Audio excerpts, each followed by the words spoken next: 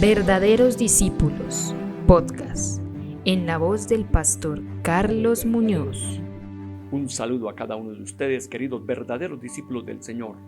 Hoy, martes 29 de marzo, tenemos la palabra abierta en Lucas capítulo 24, versículos 13 al 35. Gracias por conectarte con nosotros. Esperamos que este episodio sea de bendición y te animamos a que puedas tener un tiempo devocional diario que te rete a ser un verdadero discípulo. Fe y llamamiento. Aquel mismo día, dos de los discípulos se dirigían a un pueblo llamado Emaús, a unos 11 kilómetros de Jerusalén. Iban hablando de todo lo que había pasado. Mientras conversaban y discutían, Jesús mismo se acercó y comenzó a caminar con ellos. Pero aunque lo veían, algo les impedía darse cuenta de quién era. Jesús les preguntó: ¿de qué van hablando ustedes por el camino? Se detuvieron tristes y uno de ellos, que se llamaba Cleofas, contestó: ¿eres tú el único que ha estado alojado en Jerusalén y no sabe lo que ha pasado allí en estos días? Él les preguntó: ¿qué ha pasado? Le dijeron: lo de Jesús de Nazaret, que era un profeta poderoso en hechos y en palabras delante de Dios y de todo el pueblo. Y cómo los jefes de los sacerdotes y nuestras autoridades lo entregaron para que lo condenaran a muerte y lo crucificaran. Nosotros teníamos la esperanza de que Él sería el que había de libertar a la nación de Israel. Pero ya hace 3 días que pasó todo esto. Aunque algunas de las mujeres que están con nosotros nos han asustado, pues fueron de madrugada al sepulcro y como no encontraron el cuerpo, volvieron a casa. Y cuentan que unos ángeles se les apareció y les han dicho que Jesús vive. Algunos de nuestros compañeros fueron después al sepulcro y lo encontraron tal como las mujeres habían dicho, pero a Jesús no lo vieron. Entonces Jesús les dijo: qué faltos de comprensión son ustedes y qué lentos para creer todo lo que dijeron los profetas. ¿Acaso no tenía que sufrir el Mesías estas cosas antes de ser glorificado? Y luego se puso a explicarles todos los pasajes de las Escrituras que hablaban de él, comenzando por los libros de Moisés y siguiendo por todos los libros de los profetas.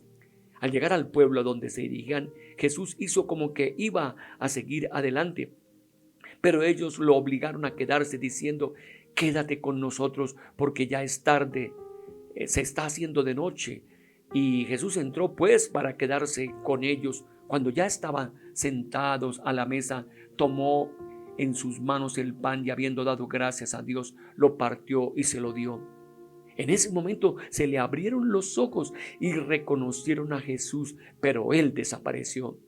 Y se dijeron el uno al otro: ¿no es verdad que el corazón nos ardía en el pecho cuando nos venía hablando por el camino y nos explicaba las Escrituras?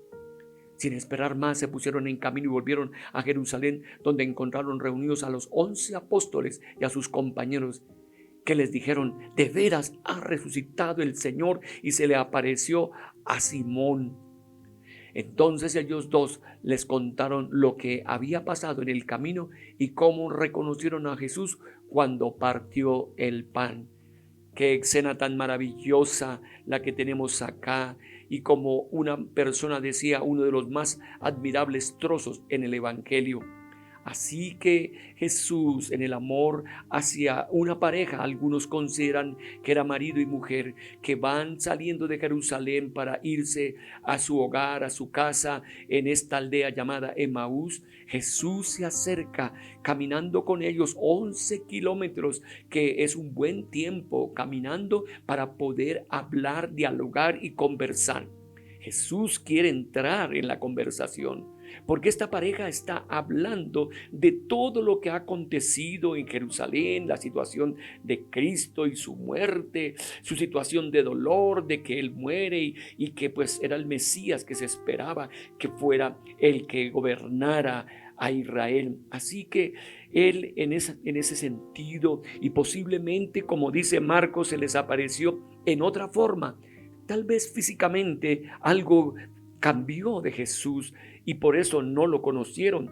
Y Jesús les dice entonces, ¿qué pláticas son las que tienes? Y el maestro necesitaba no entender el tema, porque como tal lo sabía y estaba caminando con ellos, sino cómo entrar en conversación, cómo dialogar con ellos. Y increíble, le explican al que ha resucitado lo que es Jesús, lo que sucedió en Jerusalén y lo que ellos tenían en su mente, que era un profeta, que era poderoso en palabra, pero ahora muerto no hay nada que hacer. Si todavía ellos le amaban ahí, estaban profundamente entristecidos por él, pero ¿puede un Mesías muerto redimir a Israel o a alguien?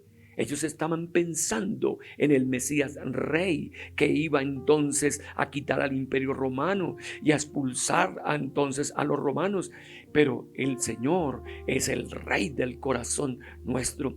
Y así que ellos siguieron hablando y dijeron que algunas mujeres le habían visto que él vive, pero ellos se mantienen no animados por la resurrección, sino desanimados, estando tristes, y su esperanza solamente está mirándose el pasado de la muerte. Aquí tienen dos problemas.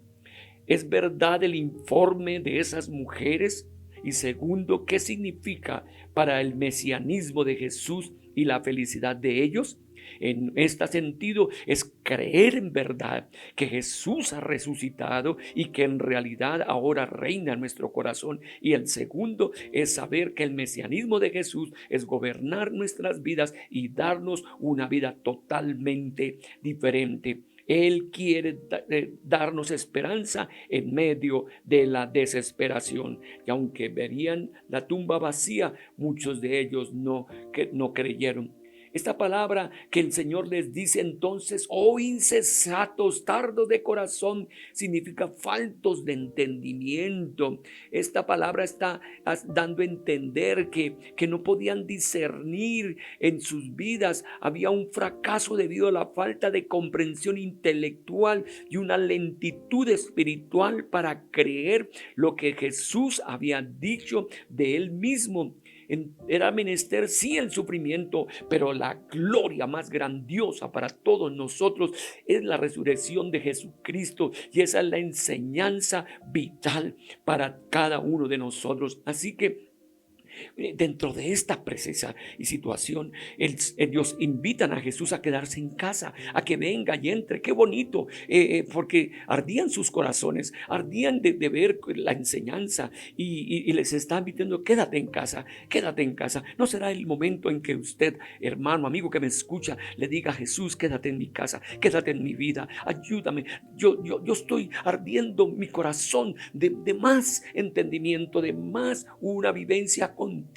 Y ahí en medio de la comida el Señor parte el pan y a ellos se les abre los ojos y entienden que es el Hijo de Dios, que es el Salvador. Este es el momento como si el Señor estuviera manifestando la Santa Cena con ellos, y sus ojos al abrirse entonces tienen una expresión de alegría, pero el Señor se desaparece, porque al participar con el Señor, que es el pan de vida, es extraño en su mente, de su mesa. Ese extraño en su mesa repentinamente pasó a ser la cabeza de esa casa, el Señor de la fiesta, y así será en cada hogar y cada corazón donde se le invite a quedarse, porque cuando Él se queda en su casa hay un ambiente diferente. Es el ambiente del orden, de la santidad, de la justicia, de la paz, del amor. Quédate en casa mía, Señor Jesús, y organiza muchas cosas en ella. Aquí es el que el cuerpo del Señor sí apareció realmente, pero ellos tenían un límite en entender lo que estaban. Ahora que habían reconocido como su Señor, ellos entienden por qué sus corazones entonces ardían, y no se quedaron en casa, se fueron otra vez para Jerusalén, se fueron 11 kilómetros de caminata. Era una emoción, era un optimismo. Estaban en un tremendo contraste en el pesimismo de los discípulos, y ellos en el viaje a Emaús ahora completamente olvidan los peligros de la noche, el desierto, sino que van a dar buenas nuevas a sus compañeros que están allí en Jerusalén. Amigo y hermano que me escucha, esto es algo grandioso. Jesús ha resucitado y Él quiere gobernar nuestra vida, quiere gobernar nuestro hogar, quiere gobernar nuestro corazón. Por eso yo quiero hacerle otra pregunta sobre esto. ¿Cómo me ha infundido el Señor fe y convicción por medio de la palabra? Cuando nosotros leemos la palabra y la escudriñamos, ellas son las que dan testimonio de Cristo, y entonces su corazón puede estar ardiendo más y más de que Él gobierne su vida. ¿Cuál es el beneficio más grande que puedo obtener al oír la palabra y participar en la Santa Cena?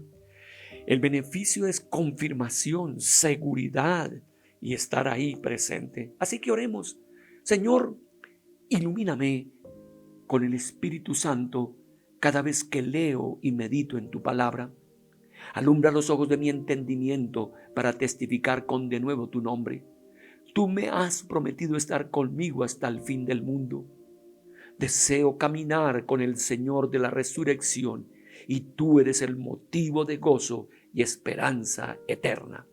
Hoy sea un tiempo de esperanza y gozo para su vida. Felicidades. Hasta pronto. Gracias por escuchar el podcast Verdaderos Discípulos. Te invitamos a que compartas con otros. Si deseas conectar con nosotros, síguenos en nuestras redes sociales. Un podcast de la Iglesia Comunidad Cristiana Nazarena de Modelia. Dios te bendiga.